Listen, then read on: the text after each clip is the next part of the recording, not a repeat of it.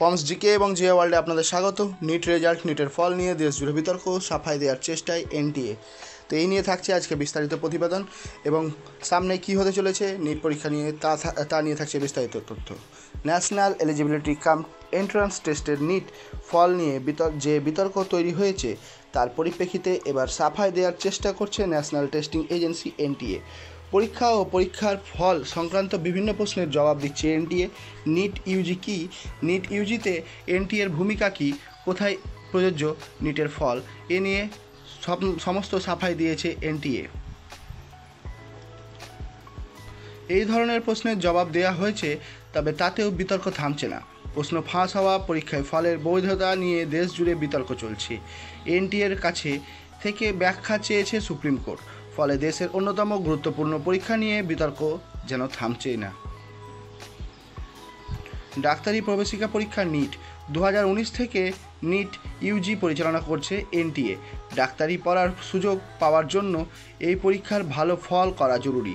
যারা MBBS, BDS সহ চিকিৎসা সংক্রান্ত বিভিন্ন বিষয়ে পড়াশোনা করতে চান তাদের নিট উত্তীর্ণ হতেই হয়।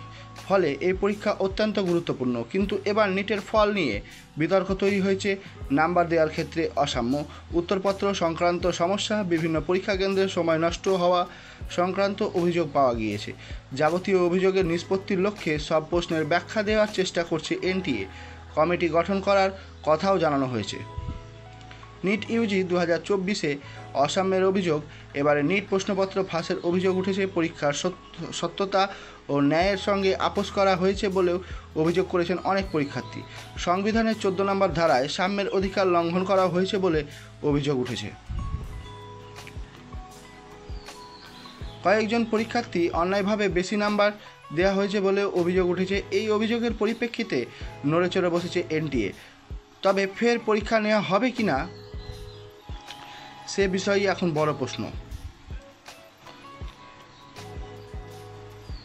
ইটি ইউজি কন্ট্রোভার্সি আজ 13 জুন বৃহস্পতিবার কেন্দ্র সরকারের শীর্ষ আদালতকে জানায় নিট ইউজি 2024-এ যে 1563 জনকে পরীক্ষার্থীতে গ্রেস নাম্বার দেওয়া হয়েছে সে নাম্বার বাতিল করা হবে।